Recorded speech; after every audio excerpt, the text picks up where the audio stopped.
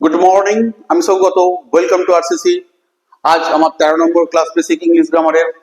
আজ আমার topic preposition. Parts of স্পিচের আমার অনেকগুলোই সারা হয়ে গেছে, আর দুটো বাকি আছে, কনজাংশন আর ইন্টারজেকশন। প্রিপজিশন কাকে বলে আগে জেনে নাও। প্রিপজিশন হচ্ছে এর কথাটার এইখান থেকে ব্যাখ্যা করছি। দেখো, প্রিপজিশন, প্রি মানে হচ্ছে পূর্বে, পজিশন মানে অবস্থান। কার পূর্বে?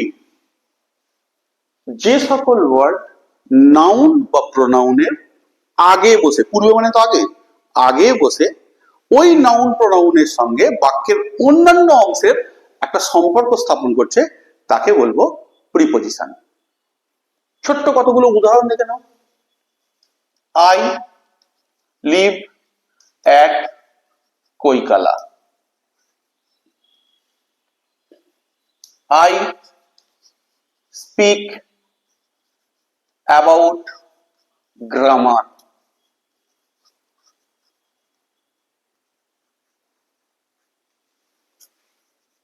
I am in the classroom.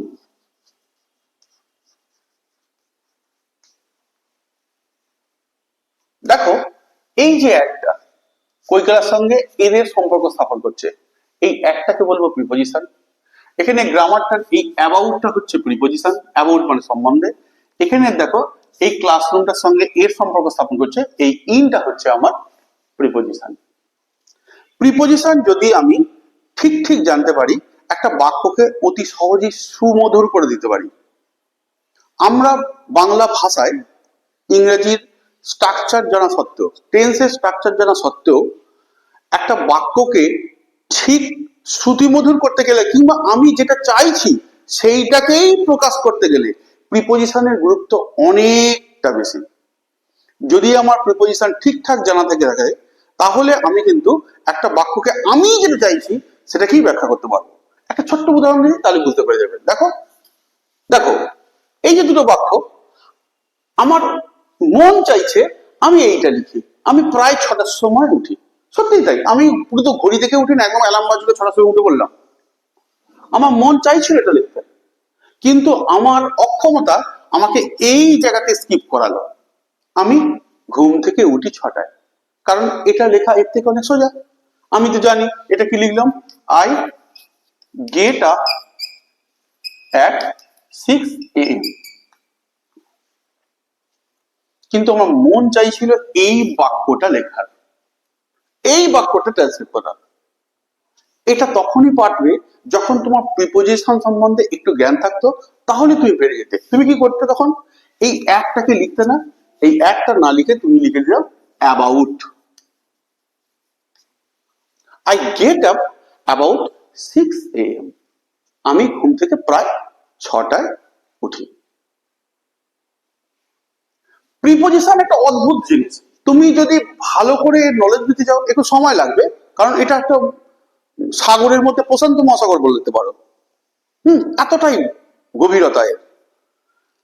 আমি তো বলছি, কেউ যদি প্রিপজিশন প্র্যাকটিস করে, সে কিন্তু একটা শিক্ষকের থেকেও বেশি চলে যেতে পারে এই বিষয়ে। এটা শুধুমাত্র অভ্যাসের উপর দাঁড়িয়ে আছে, কারণ এটা এক একটা জায়গায় এক এক রকম মানে তৈরি করে। এক একটা জায়গায় আমি দেখো না, দেখো এক্ষুনি দেখিয়ে দিচ্ছি।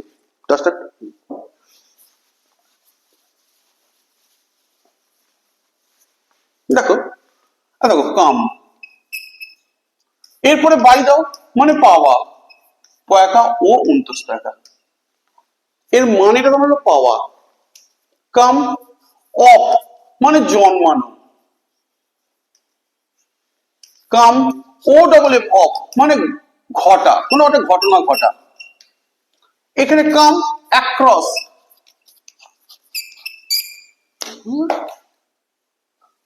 কাম অ্যাক্রস দেখা করা, দেখা হওয়া। দেখো, একটা প্রিপজিশন পুরো মানেই চেঞ্জ করে দিচ্ছে। এবার তোমার মনে করো আমি একটা পেন পেয়েছি, আর কাম বাই পেন, এবার তুমি কাম বাই এর জায়গায় যদি একটা অফ দিয়ে দাও, তা তাহলে বাক্যটা কি দাঁড়ালো? পুরো বাক্য চেঞ্জ, পুরো কাটা। এটার জন্য শুধু চাই অভ্যাস। এগুলোকে বলা হয় ফ্রেজাল ভার্ব। এটার সঙ্গে যেহেতু মিশে, এই প্রিপোজিশনটা মিশে অন্য মানে তৈরি করে দিচ্ছে, তাই এটা ফ্রেজাল ভার্ব বলা হচ্ছে। এগুলো প্র্যাকটিসের দরকার আছে। আজ আমি তোমাদের একটা প্রিপোজিশনের প্রাইমারি লেভেলটা কি সেটা দেখিয়ে দেবো। যেগুলো খুব কমন কমন ইউজ করি, সেইগুলোকে আমি ঠিক ঠিক যেন ইউজ করতে পারি, এই ক্লাসটা দেখে যেন সেই জ্ঞানটা অর্জন করতে পারো। আমি একটা ছোট্ট একটা ছবি আঁকছি, দেখো। ছবি আঁকলে একটু জিনিস বোঝা যায়।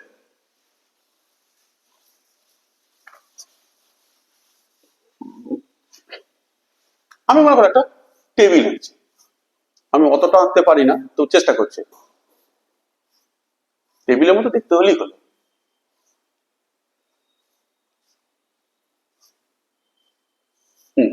মোটামুটি এটা বোঝা যাচ্ছে টেবিলের মতো।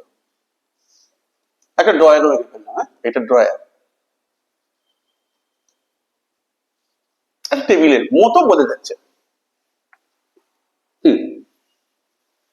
আমি কতগুলো গোল্লা পাকিয়ে বল আঁকার চেষ্টা করছি।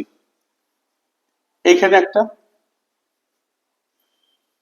এখানে একটা, এখানে একটা, এখানে একটা, এইটার ভেতরে একটা, ভেতরটা এরকম দেখালাম।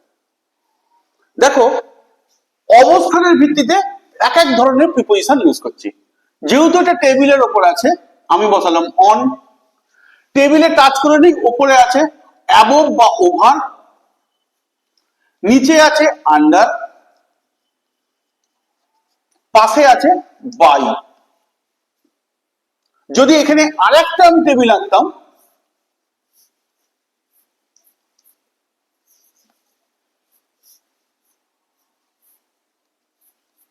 তাহলে দেখো এই দুটোর মাঝখানে এটা আছে, তখন এটা হয়ে যেত বিটুইন।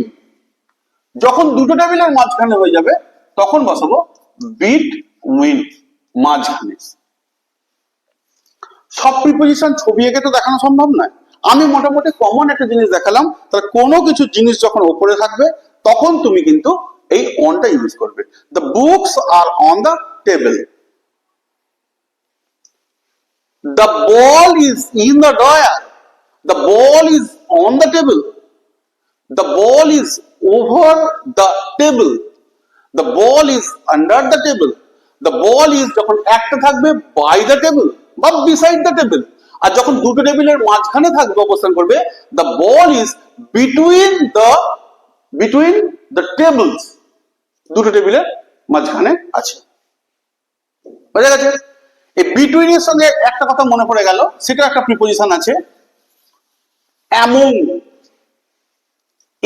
AMONG, among. আর একটা বলছে বিটুইন। বিটুইন মানে দুজন, এটা খালি মনে রাখবে, দুজন। যেমন আমি বললাম divide the chalks between two boys, দুটো বালকের মধ্যে, তখন আমি এটা ইউজ করলাম।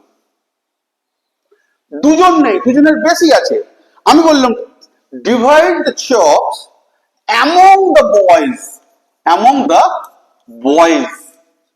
আর এখানে বিটুইন টু বয়েজ। দেখো, যখন ভাগাভাগির কেসে এই বয়েজ থাকবে, বয়েজ থাকবে অনেকজন, দুইয়ের বেশি, তখন আমি অ্যামং এই প্রিপোজিশনটাকে ইউজ করব। বিটুইন করলে কাটা হয়ে যাবে। আর যখন টু বয়েজ, তখন আমি করব বিটুইন। এইরকমই ছোটখাটো আমাদের মোটামুটি 8 স্ট্যান্ডার্ড 9 স্ট্যান্ডার্ড পর্যন্ত যে প্রিপোজিশন গুলো খুব কাজে লাগে, আমরা খুব পাই, আমি সেইগুলো সম্বন্ধে একটুখানি আলোচনা করছি, দেখে নাও। আজকে প্রথমে আমি করছি অ্যাবাউট। অ্যাবাউট মানে যখন সম্বন্ধ বোঝাবে, আমি অমুক সম্বন্ধে, যেমন দেখো আমি এইমাত্র বললাম আই স্পিক অ্যাবাউট মাইসেলফ, আমি নিজের সম্বন্ধে বলছি, নিজের সম্বন্ধে। এখানে অ্যাবাউট, এখানে অফ মাইসেলফ, অ্যাট মাইসেলফ, ওটা করার থেকে এইটা অ্যাট তো হবেই না, অফটা অনেক খুঁত করবে, কিন্তু এইটা হচ্ছে অ্যাপ্রোপ্রিয়েট। About myself. আমি বললাম না, ছেড়ে বললাম নাও রাইট অ্যাবাউট কাউজ 5 সেন্টেন্স, গরু সম্বন্ধে 5টা বাক্য লেখো বলি, তখন ওই সম্বন্ধ বোঝাতে গেলে এই অ্যাবাউটটা ইউজ করব। অ্যাবাউট এর ইউজ করব আবার ABOUT অ্যাবাউট, এটার প্রায় অর্থ ব্যবহার করব, যেটা আমি আগে লিখলাম।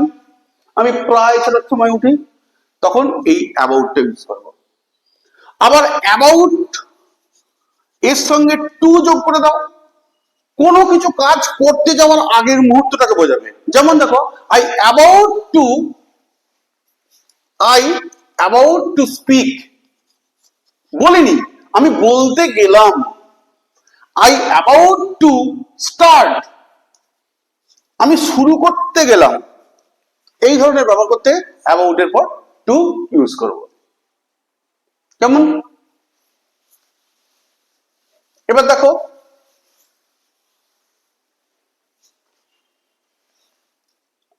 ইন, ইন এর খুব কমন ওয়ার্ড, একটা প্রিপোজিশন, খুব কমনলি আমরা ইউজ করে থাকি।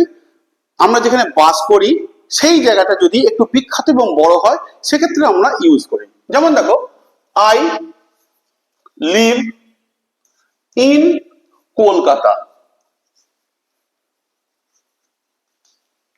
কলকাতা অনেকটা বড় জায়গা, বিখ্যাত অনেকটা, অতএব আমি এখানটা ইন ইউজ করলাম। এটাই যখন ছোট হয়ে গেছে, দেখো আমি প্রথমে লিখেছিলাম কৈকালা, যখন লিখেছিলাম অতটা পরিচিতি নেই, অতটা এর বিখ্যাত নয়, তখন আমি এখানে ইউজ করেছিলাম অ্যাট। ভূগোলবিদরা কোনোদিন মেপে দিয়ে যায়নি এত স্কোয়ার কিলোমিটার হলে তবে আমি ইন অ্যাট বসাতে পারবো। সাধারণ ক্ষেত্রে দেখে নেওয়া হয় মোটামুটি যেটা পরিচিতি আছে, বড় জায়গা ইন বসাবো, ছোট জায়গার ক্ষেত্রে অ্যাট বসাবো। বুঝে গেছে? অ্যাট এর আর ইন এর পাশাপাশি রেখে করছি, খুব সুবিধা হবে। যখন আমি মনে করো একটা সময় বোঝাচ্ছি, সময়, তখন আমি অ্যাট বসাবো। যেমন অ্যাট 6 AM, 6টা। হলো? যখন সাল বসাবো, মাস বসাবো, সময়ের ক্ষেত্রে খালি খেয়াল করো, এই সময়ে সাল কিংবা মাস যখন ইউজ করব, তখন কি করব? ইন এ ইয়ার কিংবা ইন 2026 কিংবা ইন জানুয়ারি। এক্ষেত্রে সব দেখো, সালের ক্ষেত্রে, মাসের ক্ষেত্রে তাদের আগে আমি ইন ইউজ করলাম, সময়ের আগে আমি অ্যাট ইউজ করলাম। বুঝা গেছে? ছোট ছোট করে শিখে না।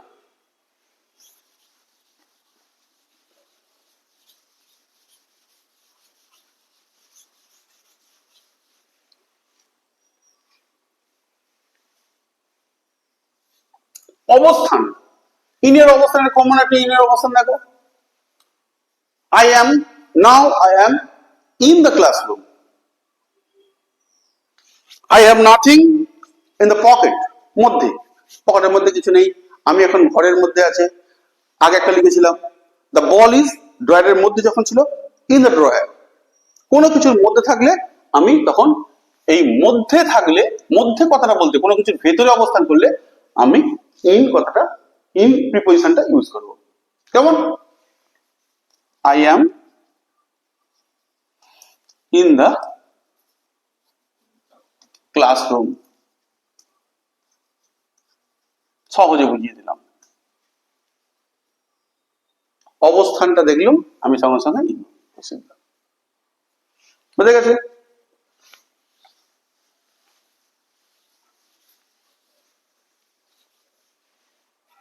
অফ খুব কমনলি ইউজ করা হয়, অফ। এই অফ হচ্ছে র এর মতো যে উচ্চারণগুলো হবে, তখন তুমি এই অফটাকে ইউজ করো। যেমন বইয়ের পাতা, দেখো বই এর, এই এর পাতা, পেজেস অফ দি বুক।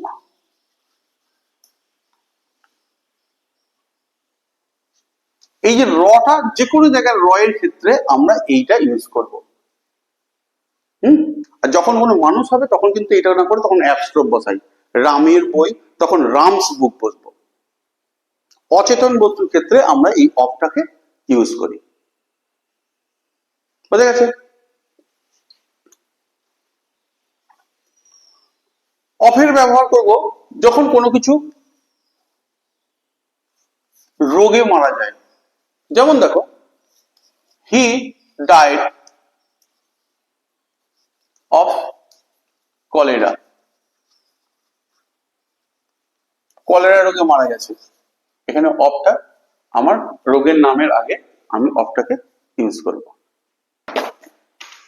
আবার মনে করো কোনো জিনিস তৈরি হচ্ছে, সেই জিনিসটার যে মেটেরিয়াল সেগুলো কিন্তু ওই নাউনটার আগে আমি অফ ইউজ করব।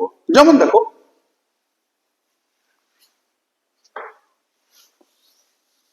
কোন মেটেরিয়ালের নামটার আগে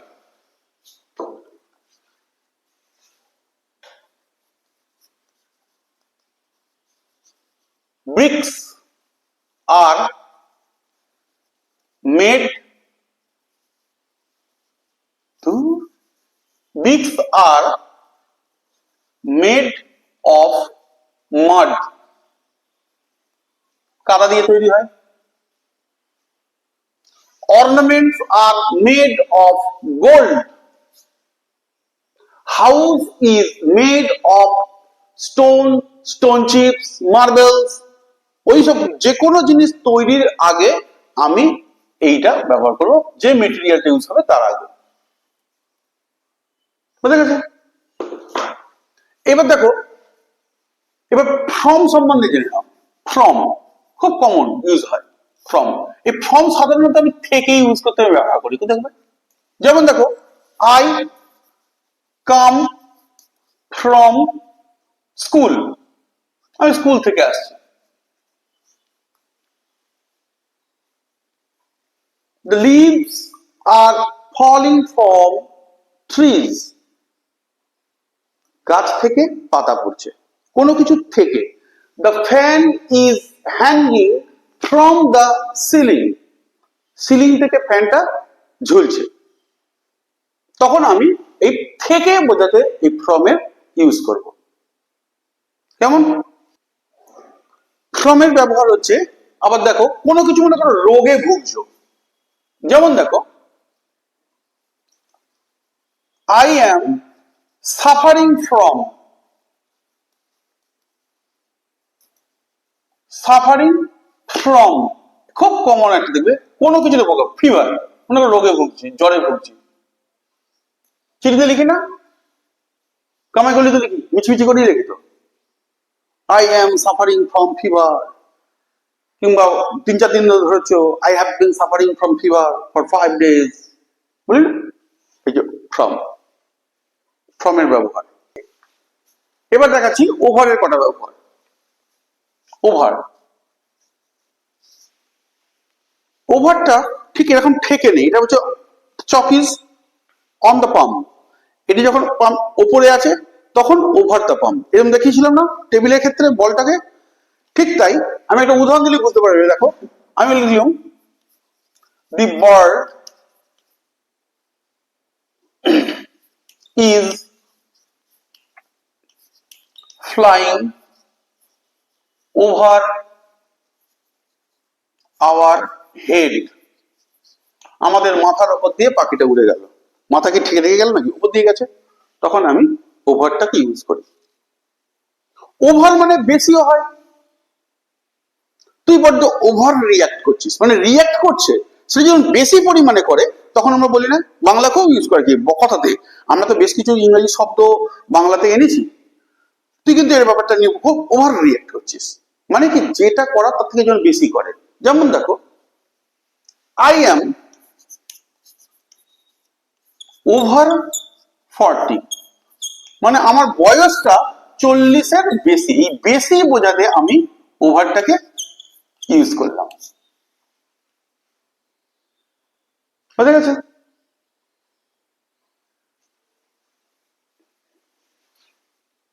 সময়ের ক্ষেত্রেও আমি ওভারটা ইউজ করবো, দেখবে?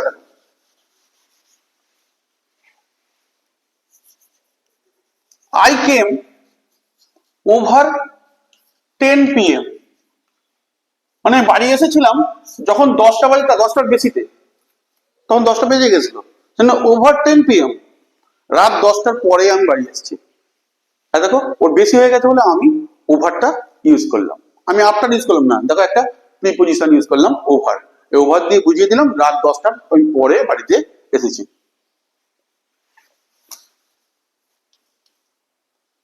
টু, খুব কমন একটা প্রিপোজিশন টু। এই টু এর ব্যবহারগুলো দেখে নিই। যেমন দেখো আমরা কোনো কিছু যখন অভিমুখে যাই তখন আমরা টু ইউজ করি। খুব কমন একটা বাক্য আমরা লিখি, আই গো টু স্কুল। এটা ছেলেদের শেখাতেই হয় না, এই সেন্টেন্সটা ছেলেদের শেখাতেই হয় না, এই টুটাকে আপনি ওরা নিয়ে চলে আসে। কোনো কিছুর অভিমুখে যাওয়া মানে I go to station, I go to school, I go to somewhere. যখনই কোনো কিছু দিকে হবে তখনই আমরা এই টুটাকে ইউজ করব। কেমন? টু এর আর একটা খুব ভালো ব্যবহার আছে, টু এর ব্যবহার হচ্ছে কম্প্যারিজন, তুলনা করছি। তুলনা করতে গেলে সাধারণ ক্ষেত্রে আমরা দেন ইউজ করি কম্প্যারিজনে, কিন্তু কিছু কিছু ক্ষেত্রে আছে টুটাকে ইউজ করতে হবে। যেমন প্রেফার,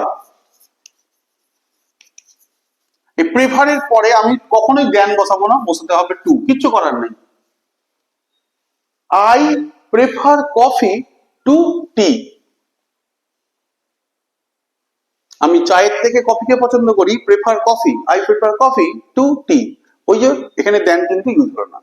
এছাড়াও ইওর যুক্ত শব্দগুলো, আই ও আর, মনে রাখবে আই ও আর, এই ইওর যুক্ত কিছু শব্দ আছে। যেমন দেখো ইন্টেরিয়র, এক্সটেরিয়র, জুনিয়র, সিনিয়র, এই ইওর যুক্ত শব্দগুলো আমি তারপরে কিন্তু টু ইউজ করব। যেমন দেখো আমি এখানটা ইউজ করছি, I am senior to, বড় করে দেখিয়ে দিলাম, টু ইউ, আমি তোমার থেকে বয়সে বড়। জুনিয়র লেখা থাকলেও তাই হতো। ওই আই ও আর যুক্ত শব্দগুলো আমি মনে রাখার সুবিধার জন্য তোমাকে বললাম। কেমন? কম্পারিজনের ক্ষেত্রে প্রেফার আর আই ও আর যুক্ত শব্দগুলোর পরে আমি দেন না ইউজ করে টু ইউজ করব। কেমন? অনটা জেনে নাও, অন, অন হচ্ছে বারের ক্ষেত্রে আমরা খুব ইউজ করি, ডে যেগুলো আছে তার আগে আমি অন ইউজ করি। যেমন দেখো I go to school on Monday. দেখো ডে এর আগে আমি অনটাকে ইউজ করলাম, দিনের আগে আমি সবসময় অন ব্যবহার করব। দিনের আগে যেমন করলাম, ডেটের আগেও করতে পারি। ডেট মানে অন 23rd, অন 23rd জানুয়ারি, জানুয়ারি। এই যে অন, আজকে কত, 14th ফেব্রুয়ারি। এই যে একটা ডেট, তার আগে আমি অনের ব্যবহার করি। তাহলে অনের সঠিক ব্যবহার কি? কোনো কিছুর উপরে অবস্থান করলে অন, ডেটের আগে অন, ডে এর আগে তো বসালুম। এইবার আমি উইথ দিয়ে কথা বলে দিই। উইথ, উইথ মানে সাহায্য, উইথ। যেমন দেখো I right with my hand,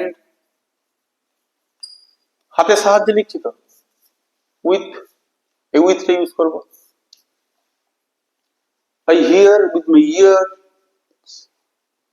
কান দিতে শুনছি, I here with my years. কোনো কিছু সাহায্য হলেই এইটাই উইথ ইউজ করব।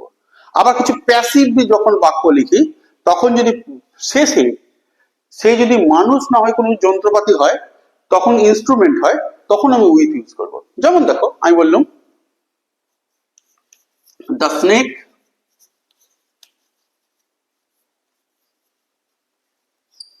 ইজ কিল্ড, দুটো লিখছে দেখো, বাই রাম, রামের দ্বারা মরেছে, বাই রাম। এবার রামের দ্বারা না হয় যদি লাঠির সাহায্যে মরে, লাঠির দ্বারা, তখন বাই না লিখে তখন লিখবো উইথ এ স্টিক। দেখো যখন মানুষ ছিল তখন বাই করেছিলাম, যখন মানুষ না হয় কোনো যন্ত্রপাতি হবে, ইনস্ট্রুমেন্ট হবে, তখন বসাবো আমি উইথ। তাহলে কোনো কিছু সাহায্য হলে উইথ, প্যাসিভে বাক্য যখন আমি মানুষ যখন না হয় তখন কিন্তু আমি উইথটাকে ইউজ করব। এটা হচ্ছে একদম পুরো দুধের স্বরের মতো ওপর লেয়ারটা প্রিপোজিশনে বোঝালাম। কেমন? প্রিপোজিশন সম্বন্ধে কাকে বলে আর এইগুলো প্রিপোজিশন।